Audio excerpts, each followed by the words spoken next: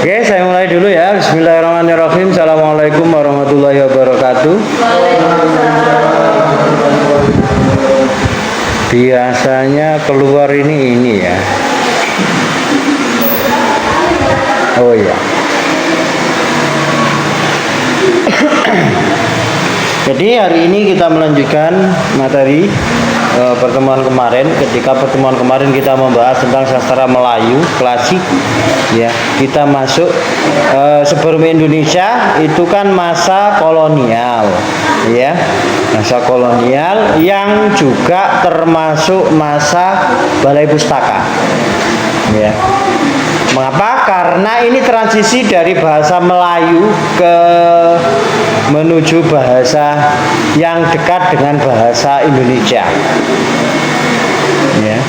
Jadi pergeseran bahasa Melayu klasik ke bahasa Melayu pasar ini terjadi di era 1920 hingga 1940 itu sampai munculnya Indonesia. Ya. Jadi ada transisi ke bahasa sehari-hari di situ. Sehingga tidak menggunakan Melayu klasik lagi yang mungkin bahasanya kalau bahasa Melayu klasik itu seperti upin-upin itu loh. Bahasa Melayu klasik itu dulu di Indonesia itu bahasanya begitu, seperti bahasa upin-ipin. Nah, kemudian Hindia Belanda itu sudah menekankan bahasa yang keseharian dan muncul ejaan Van Ophusen. Ya. Sudah dipelajari di mata kuliah kebahasaan, ya. Van Ophusen itu. Kenapa Van Ophusen? Kenapa pakai nama orang ya? Karena itu ada orang Belanda yang ya cinta banget dengan bahasa Indonesia dan menciptakan aturan kebahasaan dan disepakati karena bahasa itu modelnya kesepakatan. Ya, kalau nggak sepakat ya nggak digunakan. Maksudnya bisa dipahami itu bahasa itu kesepakatan. Pak, kenapa nih? Kalau kan kemarin itu diterapkan sama Pak Edi bahasa Indonesia itu asal usulnya bahasa Indonesia itu kan Melayu ya, sikap orangnya dari bahasa Melayu. Kan zaman dulu itu kan kerajaan Jawa itu kan besar gitu, termasuk juga Majapahit. Kenapa kok enggak asal usulnya pakai bahasa Jawa? Oke, pusat pemerintahan jawabannya Mbak. Jadi lebih dominan di yang Melayu. Seandainya Soekarno dulu bisa bertahan di Jogja akan menggunakan bahasa Jawa. Tapi masa-masa pembentukan itu gak kuat di Jogja. Ya. Keraton itu sudah tidak mendanai pergerakannya Soekarno lagi. Ya makanya kan sempat bahwa ibu kota Indonesia itu di Jogja. Kalau kalian membaca sejarah. Oke, yang sejarah. Nah, itu karena apa? Soekarno mendapatkan bantuan dari keraton. Nah, setelah nggak dapat bantuan dari keraton, pusat perdagangan yang paling strategis di mana? Batavia. Berangkatlah meluncur menuju yang saat ini kita sebut Jakarta. Ada teluk apa di sana? Tanjung apa? Tanjung Perak. Nah, ada kan lagunya ya, Tanjung Priok, Tanjung Perak lah. Tanjung-tanjung itulah ya sampai dibuatkan lagu sebenarnya karena pusat peradaban terjadi di sana. Ya, kalau Surabaya adalah Tanjung Perak, kalau sana adalah Tanjung Priok. Ya situ. Ya, pusat perdagangan terjadi. Ya, kalau terjadi pusat perdagangan lah di situ nanti pusat keuangan. Bisa difahami kenapa tidak bahasa Jawa? Oke. Nah, itulah sampai akhirnya Van Ophusen ini cinta dengan bahasa Indonesia disepakati menjadi ejaan Van Ophusen. Nah, jadi seperti ini lahir sejarah sastra di kolonial kita itu, ya. Hindia Belanda dipengaruhi oleh pendidikan Barat, percakapan dan juga media surat kabar. Nah, sebagai bahasa Melayu lingua franca itulah salah satu yang ditanyakan oleh Mbak Bebi tadi ini, ya sehingga kenapa sih kok basicnya itu Melayu nggak basicnya Jawa? Ya karena titik pemerintahan. Nah, di situ banyak hal-hal yang terkait dengan kebudayaan kita, banyak hal yang berkaitan dengan peradaban kita itu pada titik kekuasaan. Ya, apapun itu coba dilihat di sekitar kalian seperti itu. Nah, Mojokerto yang maju itu adalah yang dekat dengan peradaban ibu kotanya. Ya. Apakah Mojokerto di mana itu di yang naik ke gunung itu loh, yang Jatirojo Nuwai terus pernah ke sana? Itu Hah? Masalah kan Jombang mas, yang masuk daerah Jatir Kumitir apa? Kalikatir. Apakah Kalikatir peradabannya sama dengan peradaban di dekat alun-alun? Loh, sekarang itu loh kok bisa jadi? Kau berarti belum pernah ke Kalikatir ya? Ajak dia ke Kalikatir biar tahu. Ya, biar tahu. Ajak doi. Ayo, ini ada tugas biar peradaban itu diketahui. Wes, jangan jauh-jauh. Kamu tahunya yang daerah agak pelosok di mana? Dawar. Oke. Dawar tahu? Enggak tahu, Beb ini kayaknya enggak tahu juga. Repot itu. Jadi rumahmu mana? saya Bangsal. Bangsal. Oke. Bangsalmu di mana? Bangsalnya SPN Sekolah Polisi ke arah selatannya. Notok. SPM. SMA Bangsal itu kan. Iya, itu masih ke arah selatan. Notok nanti ada masjid, ada utara. Oh, saya kasih gambaran di situ ya. Kalau Pasar Sawah tahu? Tahu. Kamu pernah menyusuri jalan itu sampai pucuknya sana? Yang ke Paling ujung, kampung paling ujung. utara itu. Oh, Pasar Sawan menuju ke sana, menuju ke MTS itu loh. Itu lurus mentok sudah. Ya, oke. Itu ya gambarannya. Orang di situ dengan orang di sekitar alun-alun peradabannya sama apa beda? Nah, di situ jawabannya, Mbak. Ya, kenapa berbeda? Ya, karena di situ pusat pemerintahan semua itu sama Pemkab itu yang dibangun yang dekat dengan dia bekerja. Ya. Yang jauh ya semakin nomor kesekian gitu loh. Nah, misalnya nanti yang membantu akses hal-hal yang tidak, misalnya orang-orang Pemkab itu rumahnya di mana saja. Coba diselidiki, ketika kalian tahu akses menuju rumah orang itu pasti enak. Ya karena diprioritaskan. Ya, ini loh jalanan saya pulang pergi kerja. Ya, misalnya ada orang yang rumahnya di Suko, ada orang yang rumahnya di mana ini? Ya, misalnya disitulah ya. Kok ingatan saya itu agak bermasalah. Tiba-tiba kata-kata itu tidak muncul. Nah, misalnya di pegawai-pegawai publik itu, pegawai pemerintah itu, jalanan ke rumahnya pasti enak. Mengapa? Ketika itu ada ajuan pembangunan dan ini dekat rumah saya, ACC. Ya, otomatis kan nanti jalanan dia pulang pergi keluar rumah berangkat kerja itu enak. Lah, sama misalnya ada ajuan satu menuju ke Kalikatir sana, itu pembangunan di sana. Nah, ini mungkin nomor sekian nanti, baris nomor ke-100 baru di ACC. Nah, seperti itu logikanya. Ini logika sederhana saja. Jadi ada kepentingan bersama di atas kepentingan pribadi. Ya. Jadi siapa yang memvalidasi? Ya, itu yang mempengaruhi. Itu sama halnya misalnya kepala sekolah ya yang membagi bagian. Waduh, ada telepon. Bentar ya. Oke, sampai di mana tadi? Terakhir saya membahas apa? Ya, karikatir. Jadi peradaban ya. Begitu. Makanya ketika di era kolonial itu bagaimana Belanda membangun peradaban mereka. Ini mempengaruhi dari sastra Indonesia atau peradaban Indonesia. Seperti itu. Makanya dulu Balai Pustaka ini itu dibangun oleh pemerintah Belanda. Ya, dengan bahasa saya agak bermasalah dengan bahasa asing ya. Jadi bahasa Belandanya ada. Jadi itu bukan balai pustaka. Balai pustaka itu kita klaim dan kita sebut balai pustaka. Sebenarnya itu penggunaannya lembaga itu pakai bahasa Belanda. Ya, seperti itu.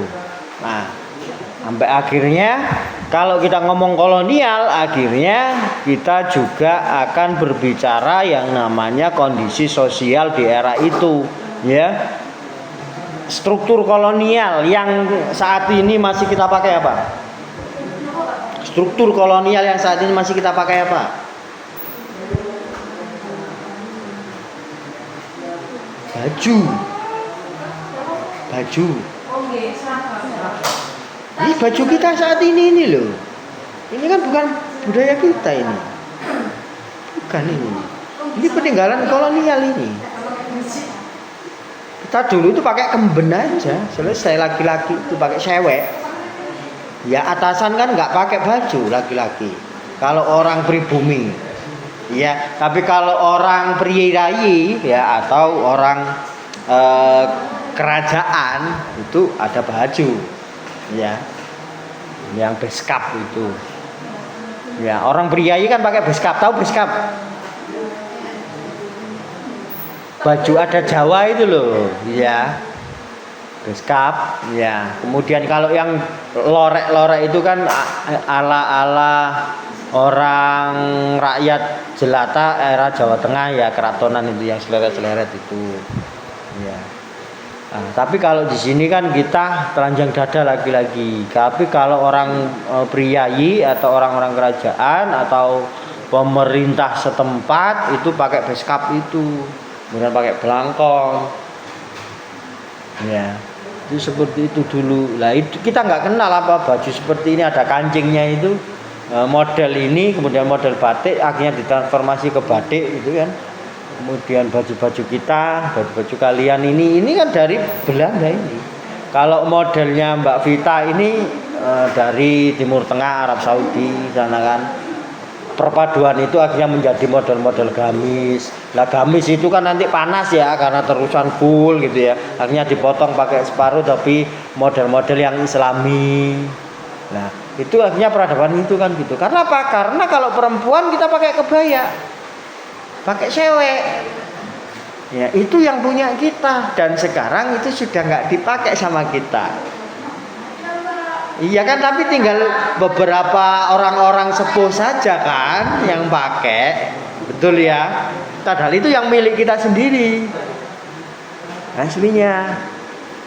Makanya coba bayangkan ketika kalian datang ke bukan kalian ya, datang ke tempat yang kira-kira orang itu masih menggunakan kebaya, rutinitas kesehariannya itu masih sama dengan tempo dulu. Apa yang kalian lihat?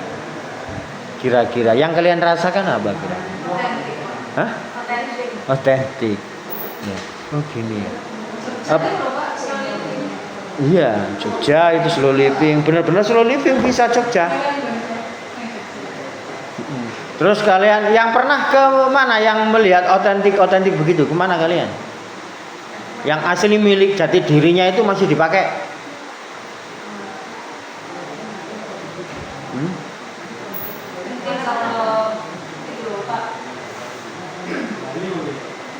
Yang kalian pernah datangi itu loh, yang pernah kalian datangi. Belum pernah, belum ketemu sama sekali. Belum, semua sudah gak otentik ya. Nah, itu loh, ini menjadi sebuah kemirisan kan. Bahwa jati diri saja kita ini loh sudah kita tinggalkan. Terus kita mau menjadi berkarakter itu dari mana?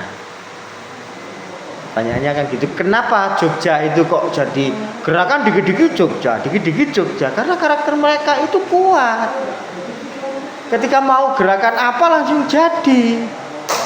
Karena pikiran, kebiasaan, habit itu gak terkontaminasi. Ketika disumet titik bul langsung muruk. Gitu loh. Kalau seorang orang semakin terkontaminasi, ini semakin sudah homogen orangnya. Ada yang cuek, ada yang gak peduli, ada yang peduli. Ini sudah homogen, sudah banyak karakter di situ. Nah, ini ciri-ciri budaya yang berkembang. Ya. hanya dinamis. Nah, ketika perubahan itu dinamis, ya maka kekhasannya, karakternya itu akan menjadi rentan. Makanya ada yang namanya shock culture. Di situ bisa dipahami ya kenapa sampai ada fenomena-fenomena itu. Ya karena bukan identitasnya sendiri. Ya, seperti itu. Kalau miliknya sendiri, ada apapun budayaannya itu sudah dia pahami dengan betul, nggak panik. Semua bisa diatasi sendiri. Seperti itu. Orang dulu ini bukan orang zaman sekarang ya. Orang dulu sakit perut nang kebon metek simbukan. Ya selesai. Gak perlu kayak sekarang kita berangkat ke toko obat, keluar. Berangkat ke toko obat itu perlu masih kendaraan kalau jaraknya jauh betul ya. Ya kebergantungan ada kendaraan. Kendaraan kalau tidak ada bensinnya bisa jalan. Nah, bergantung dengan bensin lagi. Betul ya. Terus baru setelah itu media-media ini sudah terpenuhi, ternyata uangnya habis dibeli bensin, gak jadi beli obat. Loh, ini loh kebergantungan itu saat ini semakin modern itu kebergantungan itu semakin banyak. Ya karena apa? Itu bukan identitas dirinya sendiri. Coba kalau identitas dirinya sendiri sakit perut dulu itu orang-orang dulu itu ya wis nang kebon apa dipetek di situ. Jadi ketergantungan itu semakin nggak ada. Tetapi memang benar-benar pelan, semuanya itu berjalan dengan pelan, tapi benar-benar tidak bergantung dengan banyak hal. Yang cepat itu semakin bergantung banyak hal. Itu saja titiknya. Apakah kalian bisa mengejar percepatan itu? Ketika bisa, ya berarti ikuti. Ketika nggak bisa, berarti pelankan. Maksudnya pelankan itu kembali orang-orang zaman kita dulu itu ngapain sih? Nah, itu dibalik nol lagi ke situ. Kalau nggak bisa mengejar percepatan, maksudnya nggak bisa mengejar industri. Industri itu cirinya cepat. Apapun itu yang berbasis industri. Pendidikan kita ini basicnya industri. Betul ya?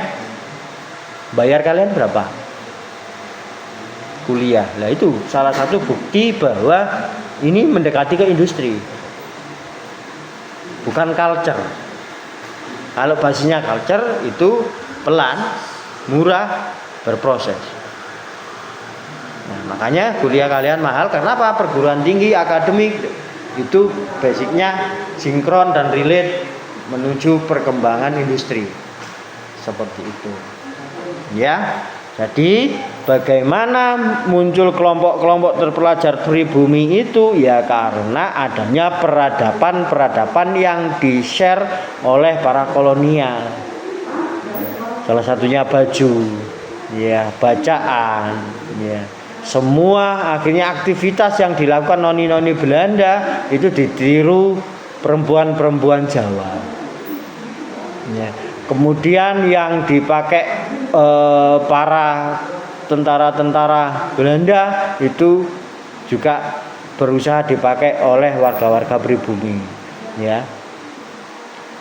Dan yang membuat peradaban lagi media cetak berkembang pesat. Dulu itu nggak kenal yang namanya media cetak, nggak ada. Wong kita nulisnya di lontar. Tahu lontar? Kulit kayu itu. Nulisnya di situ, nggak butuh media. Nulisnya di batu.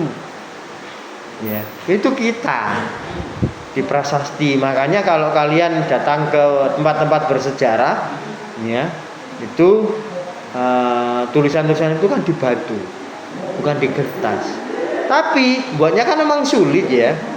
Tapi melampaui beberapa jarak itu. Ya. Ada yang tertulis prasasti itu ditulis 1876. Ya. Ini sekarang katakan masih bisa kita temukan di 2026 loh. Berapa loncatannya? Nah, seperti itu. Nah, kalau di Eropa naskah 1866 ya, itu sudah masuk museum. Masuk museum dan cara merawatnya ya, itu berbeda dengan buku-buku baru.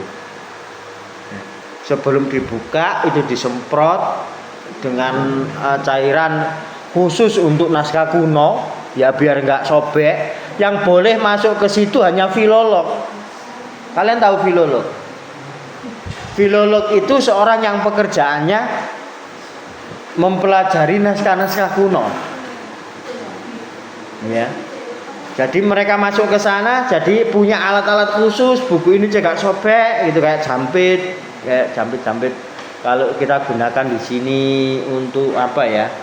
Untuk perawatan kuku, manikur pedikur itu loh. Itu kan ada macam-macam ya, yang panjang itu, kadang yang untuk telinga. Model-model begitu itu kalau kita buka buku. Ya, orang filolog kalau di museum-museum di Belanda. Jadi nggak sembarangan orang, karena kalau sembarangan orang dibuka sobek. Selesai sudah naskah kunonya. Ya. Jadi seperti itu, makanya dulu naskah-naskah kita banyak di museum di Belanda sana. Karena apa? Belanda itu menghargai sebenarnya konteksnya. Mereka membawa ke sana sampai akhirnya ini dunia yang transparan, demonstrasi, Indonesia bersurat ke museum sana, kitab negara Kertagama akhirnya boleh dibawa ke sini aslinya.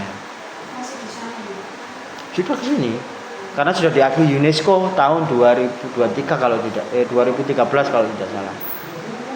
Ya. Betul. Ya, jadi seperti itu. Nah, akhirnya pengaruh-pengaruh bacaan, ya. Kalau orang Belanda dulu kan bacanya sudah baca buku, Rek. Kalau kita masih bacanya baca lontar. Zaman Belanda ke sini kita bacaannya masih bacaan lontar.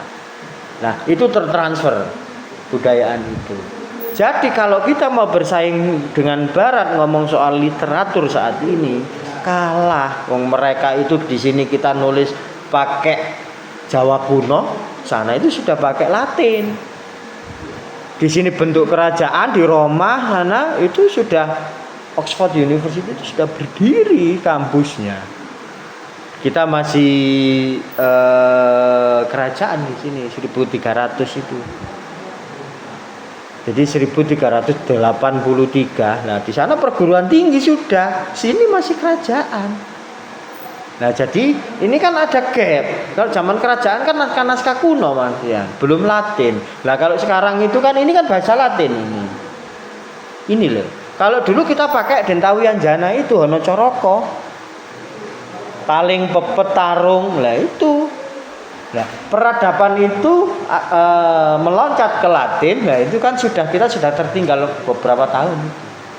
Jadi kalau sekarang kita mau bersaing dengan Barat ya salah. Mereka startnya sudah nggak terputus sama sekali. Jadi seperti itu, makanya kita akan menjadi kuat ketika kita kembali lagi ke era nenek moyang kita. Kita akan menjadi gitu loh. Salah satu coba bahasa yang tidak ditinggalkan oleh negara-negaranya. Mereka akhirnya pencapaiannya lebih cepat. Bahasa mana? India salah satunya. Bahasanya walaupun dia berjalan ya mengikuti bahasa Latin, bahasa Tamil itu masih digunakan oleh sana, nggak hilang aksaranya. Aksara kita, aksara Jawa hilang loh. Ya, kalian kenal nggak? Hanya sebatas nek melengkok itu ya itu huruf Jawa, ngono. Iki wacane apa kan gak ero sudah ya. Nah ini namanya hilang. Tapi kalau di India, film India lokal masih menggunakan bahasa Tamil. Masih bahasa India. Nah, sehingga Pak peradaban India di sana cepat. Perkembangannya juga nggak kalah sama Barat. Kayak gitu. Nah, karakternya ya seperti ini, yang sesuai dengan pola-pola pasar Melayu lama dan pasar Melayu tinggi. Temanya yang nggak jauh-jauh dari kolonial, ya dekat dengan cerita rakyat.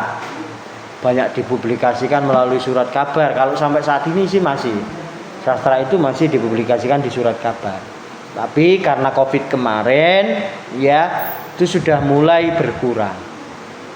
Karena apa? Karena honor-honor berkurang. Penulis itu kan butuh uang. Kalau pekerjaannya full menulis. Lah kalau media itu sudah nggak memberi honor, sudah mulai ditinggalkan. Kalau yang penulis penuh waktu. Nah, temanya ya tidak jauh dari adat dan modernitas. Lah ini perpaduan, makanya kalau kita membaca bukunya Pram, ada yang sudah pernah baca? Coba nanti ditengok ya karya-karya yang era-eranya Pram, ya Azab dan Sengsara itu pasti ada koloni, ada Belanda. Itu pasti dua ini berdampingan. Karya-karya sastra lama. Ya, era-era sebelum kemerdekaan itu. Ya, makanya kok ada Belanda, kemudian ada Jawa, ada Sunda, ya pasti seperti itu. Ini ciri khasnya. Mengapa? Karena saat itu ditulis, kehidupan kita memang berjajaran itu.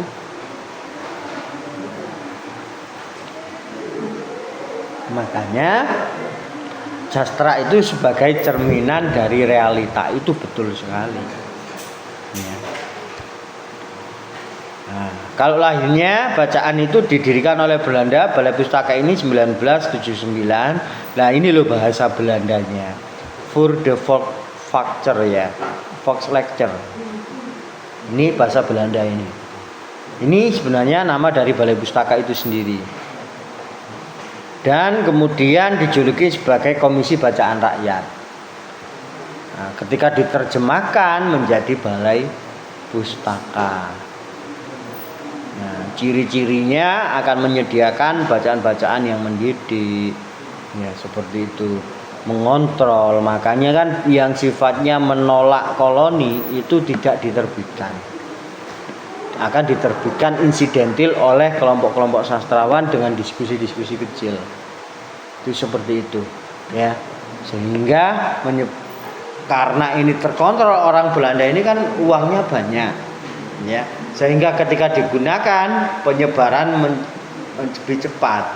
Misalnya orang pribumi mengupayakan sendiri terbitan bukunya dengan kemampuannya mungkin bisa mencetak 50 sampai 100 buku saja. Nah, tapi kalau yang dicetak Balai Pustaka yang dibiayai oleh Belanda bisa mencetak 1000. Nah, di sini loh perbandingannya. Jadi kalau itu sudah tercetak oleh Balai Pustaka berarti dia menyebarnya lebih cepat. Ya gitu, karena dicetak lebih banyak.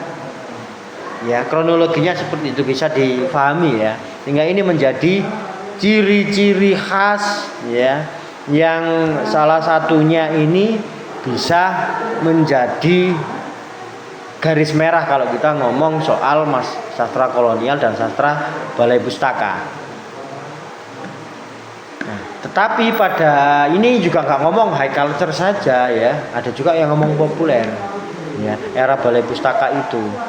Nah ini loh tema populernya, tetap ada tema populer, kawin paksa, kemudian pertentangan adat dan cinta. Ini populer, tema-tema populer, dan tema-tema populer yang digarap oleh sastrawan ini akan lebih banyak laku dan saat ini akan dibicarakan di sejarah sastra. Sebenarnya lebih banyak karya-karya pionir, tapi nek gak bahas ini ya gak sering dibahas, kan kayak gitu.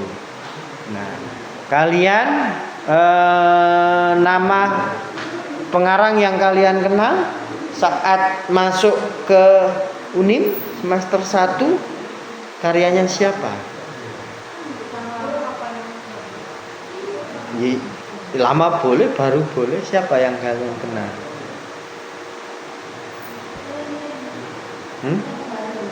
Dereli? Dereli. Baru. Kalau lama? Sudah kenal. Semester 1 sudah kenal Mbak Baby. Sudah. Yang lain sudah kenal? Siti Nurbaya sudah kenal juga. Berarti kenal itu sejak SMA. Atau baru semester 1? Film Tiga Darah. Kemudian baru-baru ini ya mungkin angkatannya Lestari, Risa Besari, Rati Kumala, sama Ika Natasha. Lumayan ya bacanya Mbak Baby, bagus, harus dipertahankan. Yang nama Gimana Resti, dibahas kemarin. Nah, ini harus bergerilya di situ. Sebenarnya apa? Menulis itu sebenarnya menarik. Karena apa? Kalau selama kalian itu tidak terjun ke event, ya, menulis itu pekerjaan yang tenang. Jadi ibu rumah tangga sama menulis sangat memungkinkan. Ya. Kalau saya kan tipikal event juga motoris, penggerak dari sebuah atmosfer, sehingga saya harus meluangkan waktu untuk menggerakkan menulis. Butuh banyak waktu seperti itu. Tapi sebenarnya ketika menarik diri hanya menulis saja, itu tenang sekali kehidupan menulis. Nggak perlu tempat khusus, ya, nggak perlu jam khusus, kita bisa memilih dengan sendirinya apa yang kita mau. Gitu. Kerja itu nggak harus dimulai jam 7 pagi dan selesai jam 4 sore, ya. Setelah ngomong anak, ngedusi anak dikeloni, marunu menulis itu bisa, dan sangat-sangat fleksibel. Menulis seperti itu. Tapi karena menulis ini adalah area-area yang abstrak, maksudnya area abstrak itu berarti dia tidak memiliki legitimasi di masyarakat, harus diperjuangkan. Itulah teorinya arena produksi kultural Pir Borjo. Jadi arena produksi kultural, ya, budaya yang harus diproduksi ketika itu memang belum diakui. Nah, masalahnya di tempatnya Mbak Baby menulis itu diakui nggak sama tetangganya. Nah, itu berarti sampai harus berjuang ketika ingin menjadikan menulis sebagai sebuah pekerjaan. Bagaimana cara berjuangnya? Lah itu yang nanti harus ditempuh. Kenapa? Pak bisa nggak hidup dari menulis? Sempat nggak terpikiran begitu? Anak-anak di kelas ini enggak. Bisa nggak kira-kira kita hidup dari menulis aja, tidak bekerja yang lain? Bisa nggak? Bisa. Caranya bagaimana? Medsos itu bisa menghasilkan juga. Bener? Berani kira-kira hidup dari menulis saja? Mungkin pekerjaan sampingan, dan rata-rata itulah yang dipilih penulis-penulis Indonesia. Kalau fakta tentang Tereli tahu? Tahu? Darwis Tereli. Nama aslinya itu Darwis, Pak. Tapi kalau saya tadi, Iya. misalnya itu kalau Darwis itu nama pas misalnya di luar Belanda.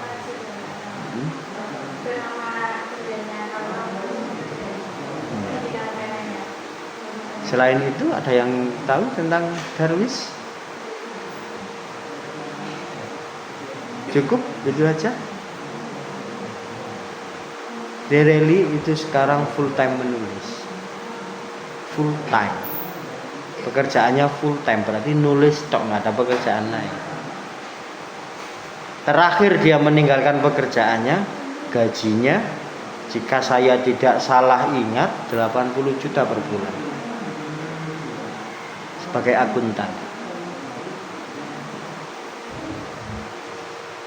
Terus dunia perakuntansian itu dia sebagai akuntan dia tinggalkan dan dia memilih menulis. Pertanyaannya, berarti bisa ya hidup dari nulis?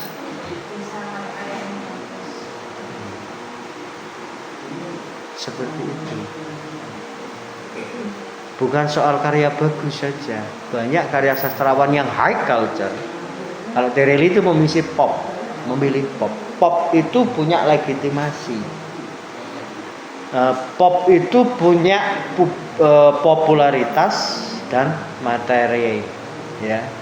Jadi kalau orang yang memilih genre pop itu pasti akan punya materi dan popularitas. Tapi kalau orang yang memilih genre serius, dia akan punya simbolik dan legitimasi. Tapi gak punya materi, gak punya popularitas. Makanya Tereli itu di kalangan anak SMP atau SMA yang suka membaca dia pasti kenal.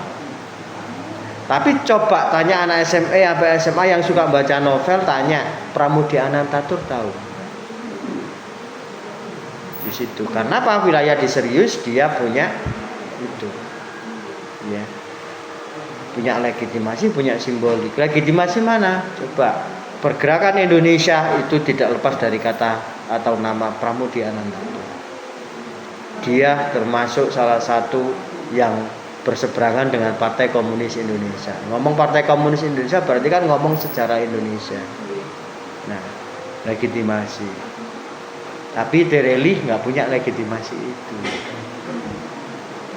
Nah, itu bedanya. Tapi Tereli bisa kaya dari menulis. Gaji 80 juta per bulan ditinggalkan milih menulis. Berarti bayaran nulisnya Tereli kan lebih dari 80 juta. Betul ya? Logikanya itu loh. Misalnya sampean punya gaji 80 juta terus sampean tinggalkan dengan alasan punya pekerjaan baru. Pekerjaannya baru itu gajinya lebih sedikit atau lebih banyak kira-kira? Itu kalau kita milih pop. Tapi kalau sampean memilih Serius dan ingin hidup di sana itu harus fighter. Karena apa? Di Serius itu hanya legitimasi dan simbolik. Legitimasi dan simbolik bedanya Tereli gini loh ya. Tereli itu uangnya banyak dari karya. Ya. Misalnya diundang ke kampus, yang undang Tereli siapa? Sama ya, misalnya Pram sama ini. Yang undang ke kampus ini dua orang ini sama atau beda? Apa yang membedakan? Generasinya. Generasi apa? Mungkin kalau yang Tereli anak-anak muda, sedangkan kalau Pram kan hanya orang-orang tua. Ke kampus ya. Jadi logikanya gini. Jadi kalau Pram ke kampus, ya, zaman Pram masih hidup, yang ngundang itu kampusnya. Tapi kalau Tereli ke kampus, yang ngundang mahasiswanya melalui kegiatan BEM. Ya. Kampus nggak akan mengundang Tereli. Karena apa? Kampus ini sebuah lembaga yang memiliki legitimasi. Maka dia akan mengundang sosok yang juga memiliki legitimasi. Jadi dari karya serius-serius. Seperti itu. Nah, walaupun di bidang yang sama. Sastra penulis populer masuk, tapi yang ngundang adalah mahasiswa. Kalau yang ini ngundang di kampus. Keren yang mana? Sama-sama kerennya. Cuma memang target pasarnya berbeda. Seperti itu loh bedanya di situ. Ya. Jadi kayak gini, pemerintah RI ya tidak akan mengundang Tereli di acara kenegaraan. Tapi pemerintah RI akan mengundang MH Ainun Najib atau Sujiwo Tejo. Paham ya? Di situ loh bedanya. Ini legitimasi, wilayah legitimasi pemerintah itu. Jadi nggak akan ngundang Tereli pemerintah RI. Pada momen kebudayaan, pada momen pemerintah temu dengan tamu-tamu undangan dari luar negeri, nggak akan undang Tereli. Sepopuler apapun ketenarannya, sekaya apapun dia nggak bisa masuk ke wilayah itu. Itu loh, bisa dipahami ya. Bagaimana kerangka karya serius dan karya populer. Apa itu dipengaruhi karena topik penulisannya ya? Salah satu. Karena satu politik dan Bukan tema itu yang dimaksud, keseriusan. Jadi topik yang serius itu adalah topik yang bisa memberi value lebih dalam hidup. Ya. Kalau Tereli itu niatnya memang populer sehingga membacanya itu membaca senang, orang membaca itu senang, membaca Tereli itu mendapat hiburan, menciptakan candu. Setelah buku Tereli selesai satu, ada nggak ya karya Tereli yang lain? Kejar lagi, menciptakan candu. Seperti itu. Kayak kalian ketika menonton drakor, oh selesai ini, episode selanjutnya kapan? Berburu terus. Setelah satu judul selesai dan episode itu selesai, ada nggak drakor baru yang lain? Itu terus metode budaya populer seperti itu kinerjanya. Ya. utuh terkait untuk sifat-sifat dari antara populer dan serius. Ya. Kalau pengarang-pengarang penting era-era Balai Pustaka itu seperti yang disebutkan Mbak Febi tadi, ya ada nama-nama ini itu kita tidak bisa menolak ya. Merari Siregar, Mararusi. Jadi kalau kalian ada rezeki uang, ya beli buku-buku fisik itu menarik. Ya. Karena apa? Karya-karya ini ketika ada di rak buku kalian dan taruh misalnya di ruang tamu, ya. Itu akan menjadi lah seperti yang saya sebut tadi, karya sastra serius itu legitimasi dan simbolik. Jadi itu sudah menjadi simbol intelektualitas ketika mbok taruh di ruang tamu itu ada rak buku, di situ berjajar karya-karya serius. Ada perang. Ketika orang bertamu ya, yang wilayahnya itu wilayah-wilayah intelektual. Buku nih rek. Nah, itu jadi itu sudah menguatkan posisimu. Ya. Jadi orang-orang yang ingin menciptakan legitimasi, sesuatu yang bisa melegitimasi akan dipasang di sana. Dulu ketika saya berkarir penuh di kesenian, semua legitimasi itu saya munculkan di ruang tamu. Sertifikat, penghargaan dari pemerintah, apa itu tak taruh di dinding-dinding itu. Sekarang sudah tak ganti foto-foto anak-anak, foto keluarga, tak ganti gitu karena saya ingin keluar dari situ dulu. Saya ingin ngomong aja. Buku saya masukkan di dalam kamar, jadi orang ke rumah saya nggak akan melihat buku sekarang. Tapi kalau buka kamar saya itu akan bukunya. Jadi gitu. Saya sembunyikan dari ruang publik. Jadi simbol-simbol yang membuat saya harus keluar rumah itu saya sembunyikan karena saya tidak ingin keluar rumah.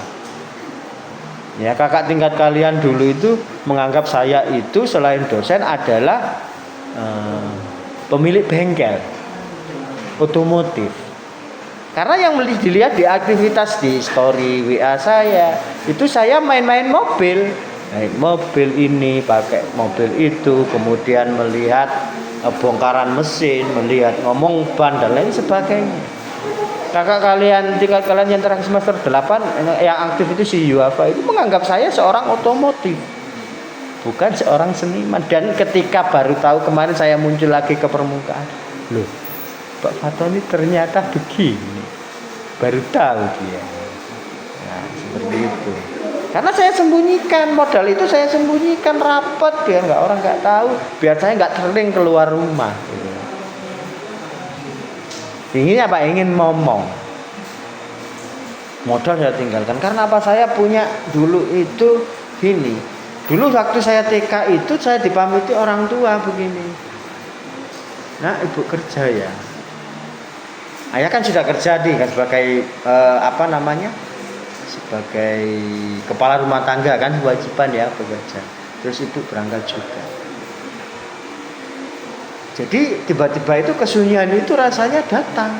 Dan saya tidak ingin merasakan kesunyian di masa kecil saya dilakukan anak saya. Kita sudah menikah, ketika anak saya sudah komen, ayah kok gak pernah pulang, kerjanya lama. Pekerjaan itu akan saya tinggalkan. Bisnis saya yang sudah jalan saya tinggalkan, saya tutup. Banyak yang saya tutup sampai pada titik sekarang ini hanya di UNIM saja. Apakah cukup? Enggak cukup. Tapi saya tidak ingin psikologi yang saya rasakan dulu dirasakan anak saya. Setelah beasiswa saya kuliah habis, berarti kan nggak ada tambahan tuh yang namanya tambahan uang. Biar saya bisa di rumah itu ngapain? Saya berkebun lah kemarin. Awal masuk kalian semester 1 kan, biar uang dapur itu tetap ngepul, bagaimana caranya? Harus saya produksi sendiri. Terus begitu, biar pokoknya anak saya masih bertanya kalau saya keluar rumah, saya tinggalkan. Kemudian sekarang di situ ada kelinci, ada ayam, ada kambing itu. Mau makan ayam, yo ayo kita beli ayamnya.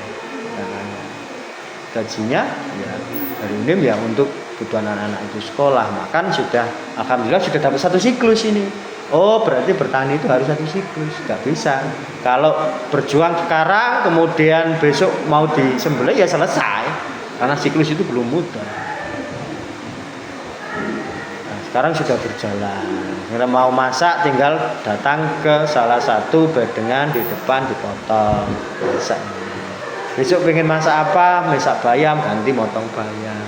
Jadi ritme itu sekarang sudah saya rasakan. Jadi gitu. Nah, pola-pola begitu itu pilihan.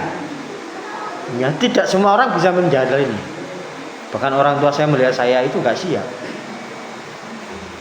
Tapi karena istri saya mendukung apapun yang saya lakukan, ya seperti itu. Jadi apapun dukung. Termasuk mendukung itu kan tidak hanya support aja, termasuk dia merelakan banyak hal yang hilang. Biasanya bisa beli make up merek ini ganti merek ini. Nah, dukungan spiritual istri saya yang mungkin bisa membuat saya ingin terus bisa mendampingi anak-anak itu berjalan. Biasanya mungkin kalau nongkrong kita ke sini dan sekarang itu nongkrongnya hanya di depan ayam sama di depan tanaman. Nah, itu dia rela begitu itu. Nah, sampai pada titik yang besar ini sudah bisa saya tinggal, yang kecil masih negosiasi. Belum. Jadi saya masih bertahan tidak menambah itu lagi. Baru ketemu Yuafa itu dia kaget dan terkesima melihat portofolio saya yang saya kubur rapat-rapat itu terbongkar sama dia. Jadi dia mendekat. Kamu pengen jadi apa sih? Saya suka begini Pak. Jadi ngomong akhirnya dia mengikuti. Tak lihat stylenya, oh iya oke. Jadi seperti itu. Nah, itu terkait sedikit tentang portofolio yang sedang saya sembunyikan. Nah, jadi kalau kalian ingin mengetahui karya-karya masa lalu, itu bisa kalian lihat dari karya-karya seperti ini. Sehingga nanti akan ketemu di sini perkembangan-perkembangan itu. Apa sih pola-pola itu yang terjadi? Ya, kritik-kritik yang terjadi. Ini ada kritik yang keras seperti ini. Ya. Ini yang terjadi. Ideologi kolonial. Ya. Ini yang menjadi perang ideologi di Indonesia yang sangat lumayan besar. Makanya sampai akhirnya wacana itu terbongkar bahwa ternyata Belanda itu banyak membantu Indonesia. Sekarang wacana kekinian saja ketika demokrasi benar-benar terbuka. Kalau dulu Belanda menjajah kita, itu kan wacana sejarahnya. Dan sejak 2020 sampai ke sini, nah wacana itu perlahan kan terbuka. Oh ternyata bukan Belanda yang kurang ajar, pribuminya yang kurang ajar. Sekolah dibangunkan, gaji diberikan, tapi yang nggak memberikan akhirnya kerja rodi itu ternyata orang pribumi sendiri yang nggak memberikan gaji. Diberikan gaji awalnya, terus kemudian dipotong sampai akhirnya nggak diberi gaji sama sekali. Belanda ternyata dalam dokumennya itu bayaran itu diberikan. Ya, dalam catatan keuangan VOC, ya, pembangunan selain pembangunan rel kereta api itu ada pembukuan pembayaran upahnya. Tapi di kerja paksa itu ternyata ya sejarahnya kan nggak dibayar, hanya disiksa, kemudian makan pun kadang nggak diberi sampai banyak yang mati, itu kan. Nah ini loh ternyata sejak zaman itu pribumi kita itu sudah sekejam itu korup. Sehingga ini kan sejarahnya kan begitu tuh. Ini sama sekarang bertahan, ya. Jadi kalau menjadi pemimpin di Indonesia, ya, nggak cukup satu yang baik, harus banyak. Fenomena makan gratis MBG itu bagus apa enggak menurut kalian? Jangan ngarap makan gratis itu menurut kalian baik apa buruk? Baik ya, kan diberi kan gratis. Kenapa menjadi pro dan kontra? Karena di bawahnya yang menjalankan. Itu. Saya konsep ketika kembali kata makan bergizi gratis loh ini, gak bayar kan? Seharusnya ini kan baik ya. Kenapa menjadi tidak baik? Ya karena seperti itu. Nah, dulu katakan kita kembali ke wacana yang dulu ya. Katakanlah Prabowo dan menteri-menteri ya, itu adalah para koloni Belanda. Prabowo itu memberi uangnya. Betul ya? Belanda itu memberi uangnya. Tapi ke pekerja sampai.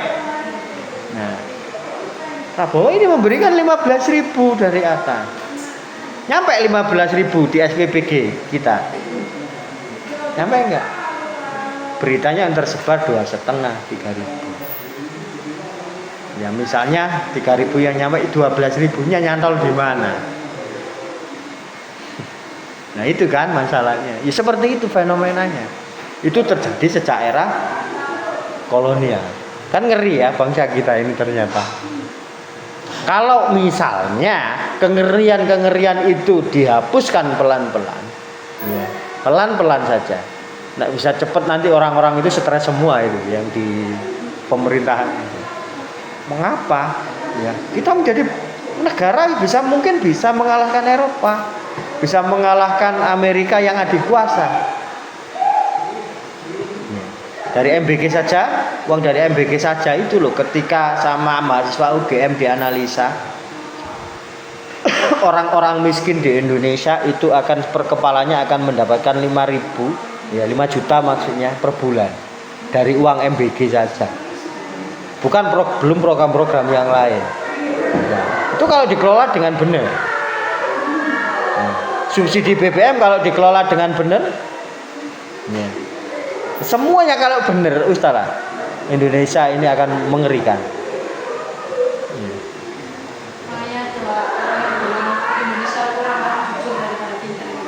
Iya, nek pinter akeh, soalnya sing minteri kancane yo akeh. Nah, di situ. Nah, makanya nanti upayakanlah, ayo jangan upayakan jangan mengkritik lah. Loh Pak, kok gak boleh mengkritik? Ya kritikin dirimu saja. Aku wis bener tadi.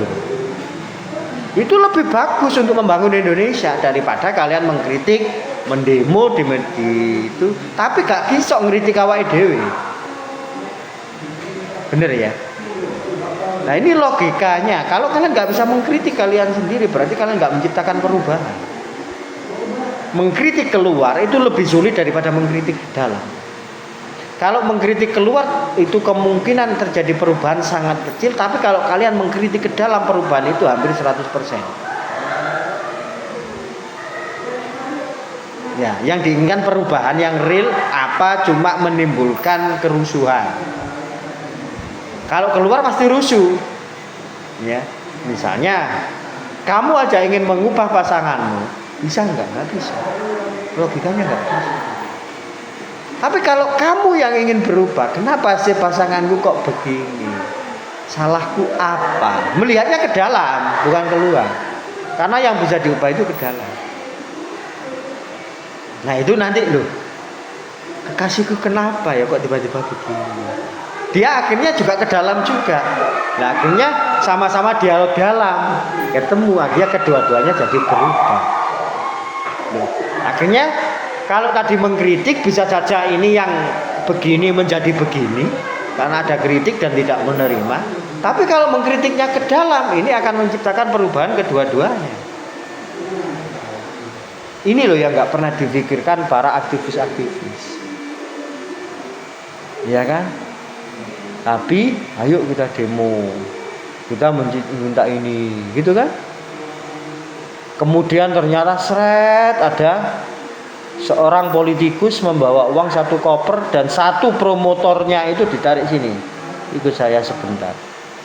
Bisakah kamu mengalihkan isu ini? Bisa kamu bagi dengan tim? Uang 1 koper ya. Oh siap, laksanakan. Langsung begitu, padahal dia dulu yang mengproklamirkan terjadinya itu demo. Bisa ya terjadi begitu ya? Uang 1 koper di dalam pemerintahan kita itu berapa? Nggak ada apa-apanya.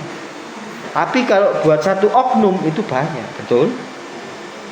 Nah, misalnya Mbak Vita gaji berapa di tempat kerjanya?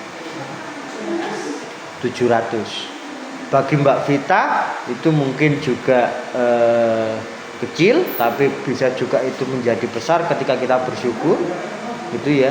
Tetapi kalau bagi lembaganya itu 700 itu terlihat sangat kecil sekali, gitu ya.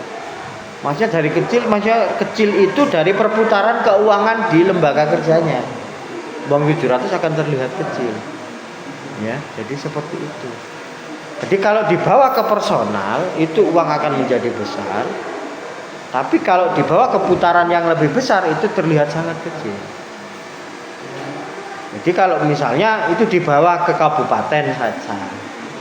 Uang di kabupaten kalau kita ngomong 1M itu kecil. Kabupaten loh ini masih belum ke tinggi-tinggi. Ya. Kalau ke desa 1M itu 1 tahun. Ya, betul ya. 1 tahun. Tapi kalau 1M itu dikasih kalian, itu jadi besar apa jadi kecil? Besar sekali. Loh, ketika di individu gitu gambarannya. Makanya ketika tadi pendemonstran misalnya mau mendemo RI, tiba-tiba satu politikus itu membawa uang 1 koper yang isinya katakanlah di situ 500 juta. Orangnya tinggal melihat dari jauh siapa sih promotornya ini? Oh itu. Ikut saya sebentar. Diajak udah. Silakan alihkan isunya ini, silakan dibawa. Setelah itu isu sudah perlahan-lahan nanti akan berbelok. Tapi bagi pendemo itu uangnya kan besar kan 500 juta. Karena untuk perseorangan. Tapi bagi politikus yang punya pendanaan dari partai itu kecil sekali. Itu logikanya. Jadi seandainya uang-uang itu dijalankan dengan benar, ya, nanti akan ketemu atmosfer yang bagus. Karena dulu aja ingin pembangkit listrik tenaga air, orangnya langsung dicudat ke Jepang. Bisa membuat. Tapi nanti kalau itu terbuat, siapa yang terancam? PLN. Bayangkan ini, ya, ini terjadi. Setiap orang itu akhirnya membuat swadaya listrik. Nah, PLN kan nggak mau terancam. Ini kan terancam PLN sudah. Karena satu persatu orang membuat PLTS. Orang-orang yang punya uang, ya, punya sedikit uang atau punya kesadaran, ya, membangun dari kecil, kemudian akhirnya bertambah, akhirnya dia nggak bergantung sama PLN. Takut loh PLN. Akhirnya program terbaru PLN pemasangan PLTS, tetapi yang mendanai adalah PLN, bukan personalnya. Kalau pasang personal kan beli sendiri, kira-kira untuk listrik rumah itu saya hitungkan habis 14 juta. Bisa menghidupkan kulkas, TV 32 inch, kemudian rice cooker, sanyo, ya pompa air itu. Nah, ini kira-kira membutuhkan 14 juta. Boleh.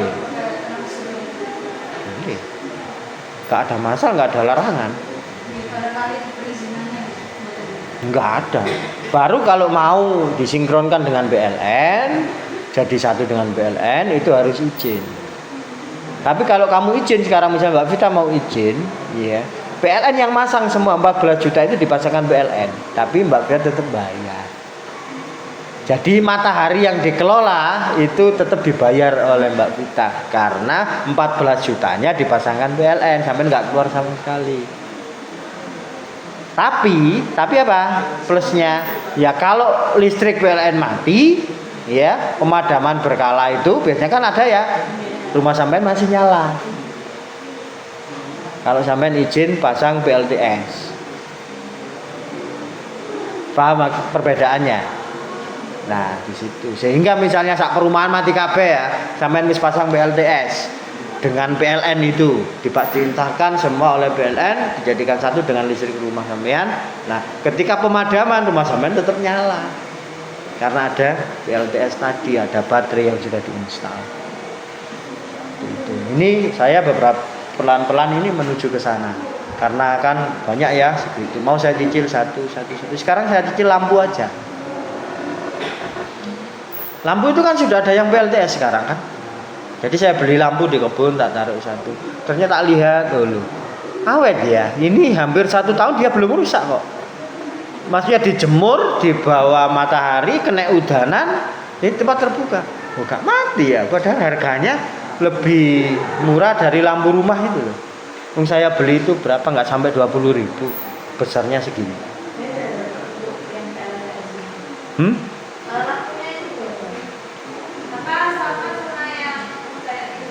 Loh, kalau saya lampu yang sekarang saya gunakan itu ya beda karena dia langsung tenaga surya.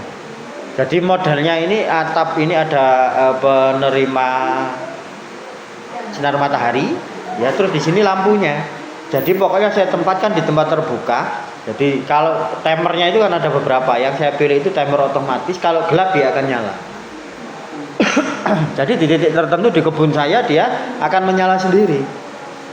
Nanti saya nggak perlu menyalakan lampu. Nah ini akan saya coba saya tambah satu baru nanti menginstal untuk masuk ke dalam rumah pelan-pelan. Iya, jadi nggak tergantung. Dan saya sekarang sedang mencoba untuk meninggalkan kendaraan, mencoba. Iya, mencoba. Karena itu kan perlu dicoba dulu, berat itu. Karena kita sudah kemana-mana naik mobil, betul ya? Kemana-mana naik motor, gitu kan? Nah, kadang gitu kita jalan aja kan berat. Kadang.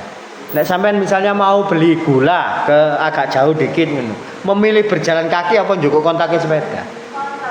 Nah, iya kan? Ini habit kita itu sudah masuk ke industri. Lah, saya mencoba pelan-pelan gitu ya, menciptakan habit itu. Sepeda saya kemarin saya perbaiki lagi, saya belikan itu, saya servis sudah. Ini mencoba menata niat dulu. Menata niat sih apa itu? Iya, mengembalikan habit benar-benar nggak tergantung. Karena nanti kalau sudah nggak tergantung itu, kayaknya saya melihat konsep para pecinta lingkungan permakultur di luar negeri sampai begitu, mobilnya artinya disewakan, motornya disewakan gitu. Mereka punya, tapi nggak mau menggunakan. Jadi kemana-mana dia naik. Gitu. Keren ya, sampai segininya ya mereka melakukan konsep permakultur ini. Keren ya. Saya harus belajar lah ini pelan-pelan untuk diri saya ya. Gitu. Jadi pelan-pelan sehingga nanti nggak ada tergantung sama sekali gitu loh.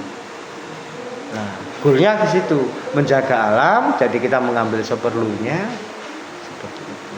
Makanya sekarang di area kebun yang saya gunakan itu sudah saya berikan ke ternak-ternak. Silakan makan sendiri. Saya nggak belikan makan ternak sudah.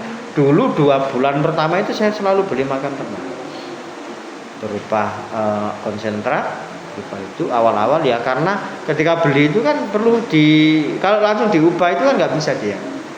Sekarang saya nggak beli si ayam-ayam itu sama si bebek, nggak saya beri makan. Dia makan tanaman di situ yang sudah saya tanam.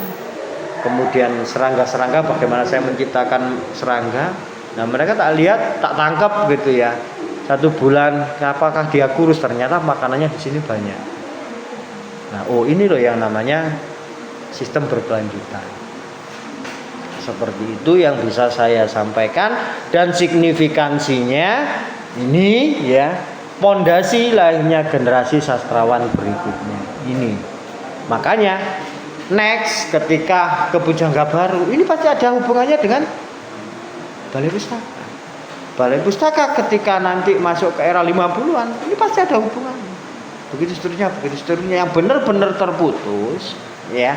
Sastra modern saat ini ya, karena sulit diidentifikasi benar-benar murni kemandirian atau murni eksplorasi ya, sudah tidak ada ikatan sama sekali. Itu semakin sulit diidentifikasi untuk sastra modern. Jadi seperti itu ya. Oke, ada yang ditanyakan sampai titik terakhir ini di Balai Pustaka? Jika tidak ada, maka kita diskusi sekilas tentang luaran proyek. Ya. Jadi yang saya harapkan di luaran proyek ini kita menemukan produk-produk untuk bisa dijadikan produk yang siap jual. Sudah ada gambaran apa kira-kira? Untuk Pasha, idenya itu bisa direalisasi? Karena Pasha kemarin kan idenya tidak mengeluarkan sama sekali ya produk digital. Produk digital itu kan nol biaya produksi. Usaha yang nol biaya produksi itu adalah usaha yang baik. Cuman masalahnya Pasha belum pernah ya menjual produk digital. Ini masalahnya. Zen ada ide? Belum ada. Mbak Febi? Ya, kemarin kayak merchandise. Merchandise. Jadi nanti kita gini ya. Kita memproduksi itu yang kalian bisa menjual. Jadi ini belajar. Mungkin tidak akan hasilnya itu tidak bisa kalian panen karena belajar ya. Belajar itu kalian belajar itu panen apa enggak?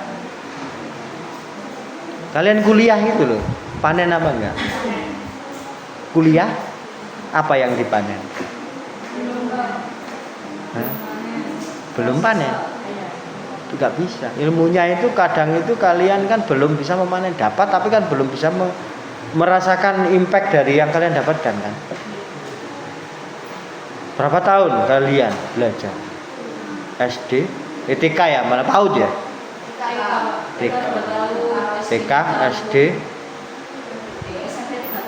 SMP, SMA, sekarang kuliah ya. Nek omongan eleane kan gini. Dikongkon mikir bayar bisa. Ya, itu omongan eleane kan? Kan dikongkon mikir kan sekolah itu kalian?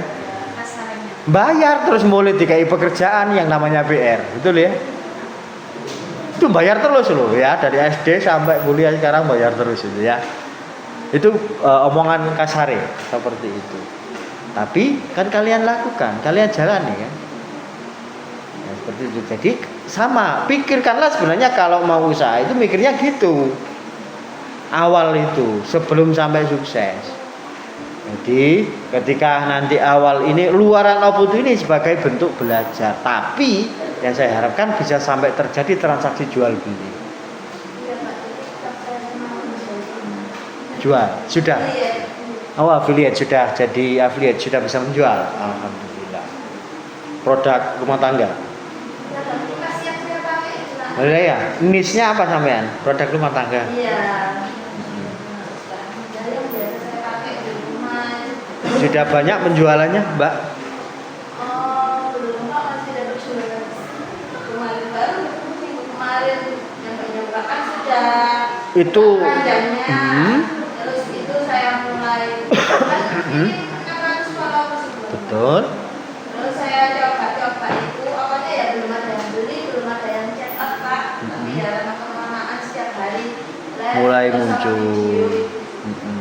Sudah dapat 200.000 dari TikTok ya, alhamdulillah ya. Tapi sampai berjuangnya kan menuju 60 follower kan tidak terbayar ya, tapi mengeluarkan kuota terus kan.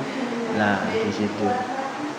Tapi ketika mau diarahkan ke produktif, kuota itu ada tinggalannya. Tapi kalau hanya orang-orang itu kan ya nggak dijadikan modal untuk mendapatkan hasil, tapi kan konsumsi aja kan yang banyak orang-orang buat scroll nonton itu aja kan. Nah tapi kalau kita bisa mengerangkai ini nanti saya mau menghasilkan uang dari TikTok, bagaimana caranya? Ya dikerangkai itu, diupload, produk kakinya sudah terjual, sudah dapat 200.000 kayak gitu. Nah nanti bayangkan itu satu terjual, dua lah misalnya produk kipas sampean itu terjual 100 piece tiba-tiba. Ya, tiba-tiba. Karena FYP itu tidak berbeda dengan pendapatan. FYP itu hanya mendapatkan. Kalau videonya FYP biasanya kan itu kadang. Biasanya, tapi realitanya tidak. Ini itu kemarin dibongkar itu artis yang baru masuk ke affiliate.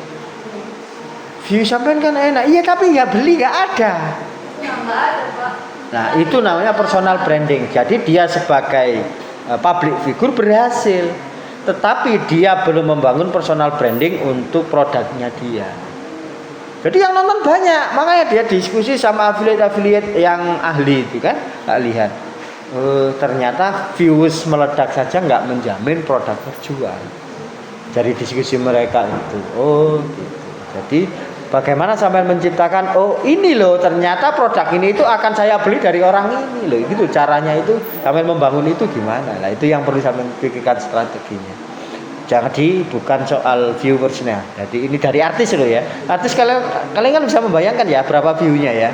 Bisa 100 ribuan bahkan jutaan artis. Tapi ternyata terbongkar penjualan nol. Bayangkan loh, ratusan ribu yang nonton, yang nge-like itu bahkan puluhan ribu, yang beli nol.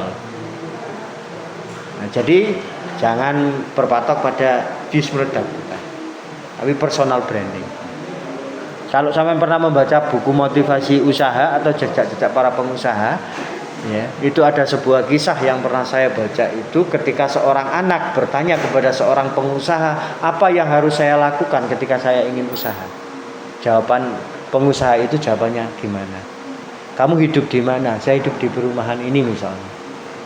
Maka bantulah orang-orang di sekitarmu itu. Apa yang bisa saya bantu terserah, bantu pokoknya.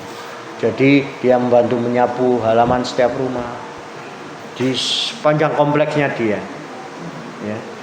Jadi anak itu nggak mikir, tapi setiap pagi ya dia nyapu jalannya kompleks setiap pagi. Ya, kemudian mengalir, ya tetangganya butuh apa minta tolong dia, begitu ya. Sampai akhirnya 1 tahun akhirnya dia membuka toko pertamanya dia. Ya. Toko pertamanya dia dengan orang-orang yang disapu satu gang itu sudah melewati beberapa toko. Dan ditanyalah sama anak ini, kenapa bapak kok beli ke toko saya? Karena kamu orangnya baik.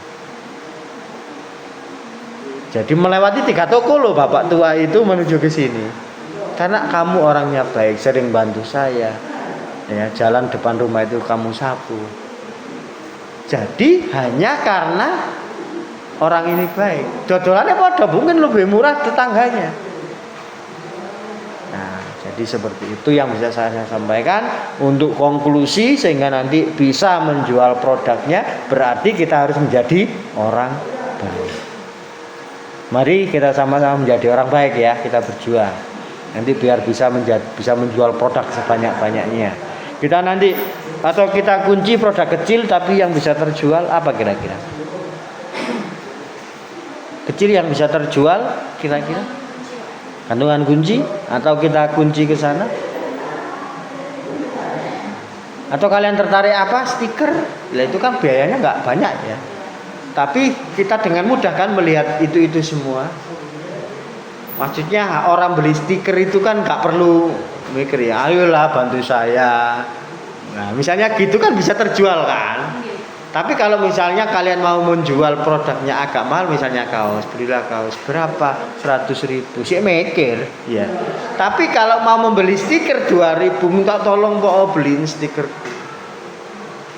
berapa? 2.000, ya wis aku beli 2, memberi 5. Loh itu kan bisa ya.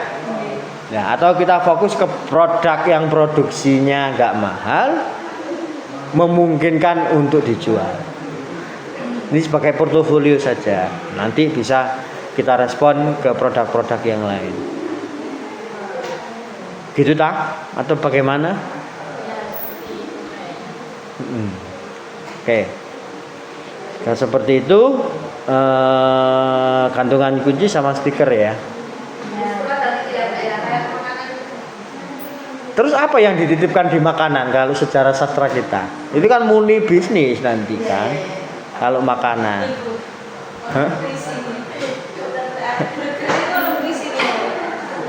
jadi sangat tipis. Membaca puisinya di situ kemudian makan lah itu dibuang, ya enggak? Ya, oke. Bisa dipahami ya Mbak Vita ya. Kita ingin menjual ilmu yang ada di sejarah sastra, transfer, tapi kita juga ada nilai bisnis. Ya, tapi jangan dipikirkan nanti saya langsung panen dari bisnisnya. Ya. Kita belajar berbisnis. Oke, cukup sekian dari saya. Saya akhiri wassalamualaikum warahmatullahi wabarakatuh.